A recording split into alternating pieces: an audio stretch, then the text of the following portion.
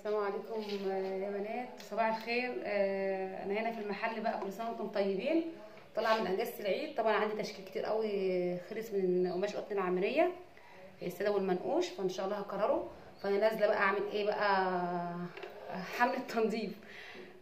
طبعا في معظمكم عارفين ده البلور ده بيطلع هوا شديد قوي. طبعا القماش هو فينا مكيسه القماش كتير قوي مكيساه، بس في قماش مش كيسته. بس انا برضه كنت مدارياه على فكره، بحط عليه حته قماش كده عشان اداري القماش عشان ما يتوسخش من عند التانيه بتاعت القماش من فوق، بحيث ان ياخد الحاجه تبقى نظيفه في التفصيل، فاهمني؟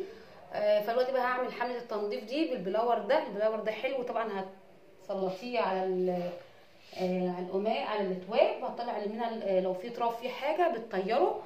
وبينفعك كمان على فكره لو انت عندك مكنه الاوفر وعايزه تنضفيها، في حاجه كده في الاوفر مش هتعرفي تنضفيها، فكل شهر كده ولا حاجه تروحي عامله تنظيف لمكنه الاوفر بالبلور ده. هنبقى نعمله مع بعضينا، بس تكوني عامله الخيوط منها، يا شايله الخيوط يا اما تكوني مربطه الخيوط من فوق عشان ما يبقاش فيه لعبكه وكده.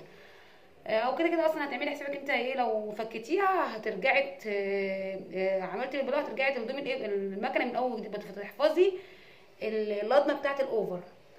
فانا معاكم بقى هنعمل حمله التنظيف دي بالبلور. انا التوصيل على فكره مباشر، فانا بحاول اعمل لكم مباشر لان انا مش هقعد بقى افضل اعمل تحميل فيديو واعمل له مونتاج والكلام ده، فانا بعمل حاجه تلقائي كده مني ليكم.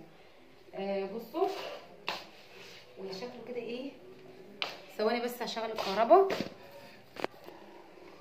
اهو يا بنات.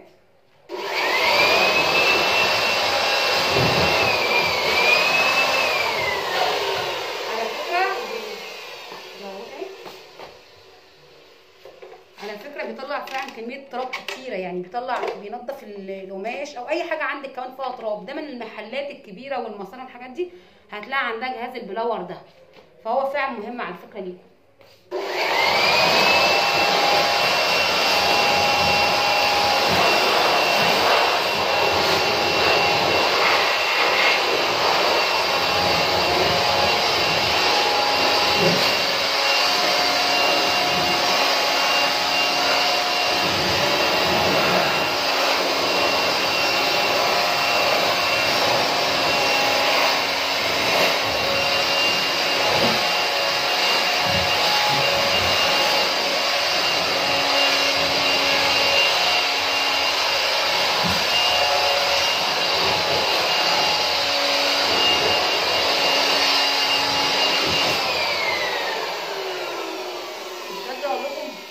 هو فعلا خد القماش كانه لسه طالع من الطوب على فكره. يعني في عندي قماش تاني في الجهه التانيه هصوره لكم هو كمان.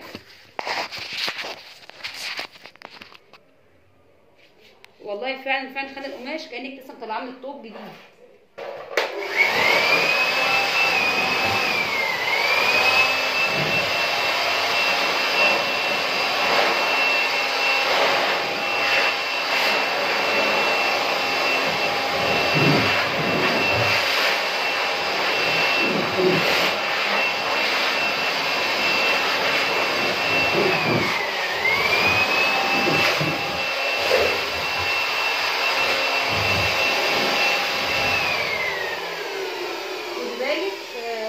البلور ده بيطلع هواء جدا جدا، فتادي بالك تكوني عامله حسابك. يعني انا كده كده كنت منضفه المكان من اي تراب في الارضيه وكده. والمكان المحل على فكره القماش موجود في المحل والمحل مقفول، بس طبعا وارد ان يكون فيه تراب بيبقى موجود على الحاجه. فما شاء الله دلوقتي القماش بقى كاني لسه مطلعاه من قلب الكياس بتاعته، بقى نظيف جدا ما فيهوش اي اتربه. فطبعا بقى عندي طبعا كراتين من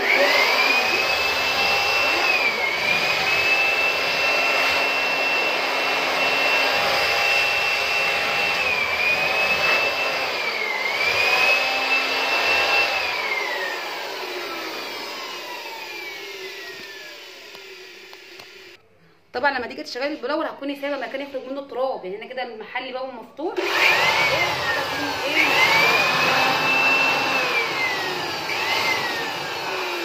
هنا حاجات تانية فيها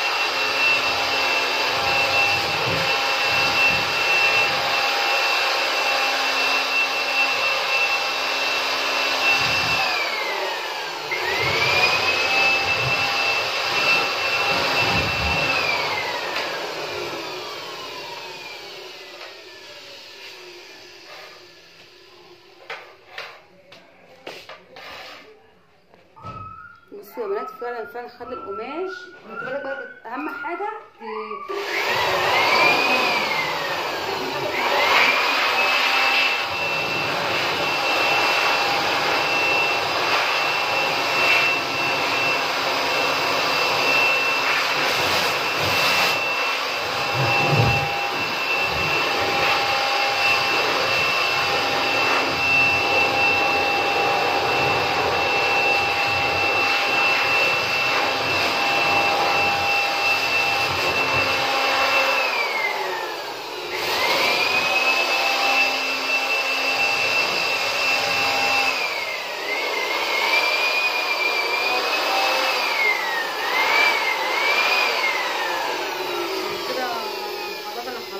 جهاز البلور.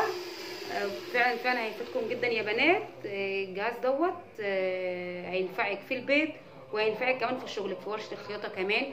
زي ما قلت لكم هتنضفي في مكنه الاوفر، هتنضفي شغلك كمان. القماش مهم جدا انك تنضفيه من التراب، لان القماش لو سبتيه بدون كيس بيلم تراب حتى من عند التانيه بتاعت القماش من فوق. انت حتى لو ركزتوا معايا هتلاقوني اهم حاجه كنت برسلت عليها الهواء، ده هواء شديد جدا فبيطلع اي تراب في القماش، بينضف فعلا القماش وانت كده كانك بتنضفي القماش بتاعك على الناشف.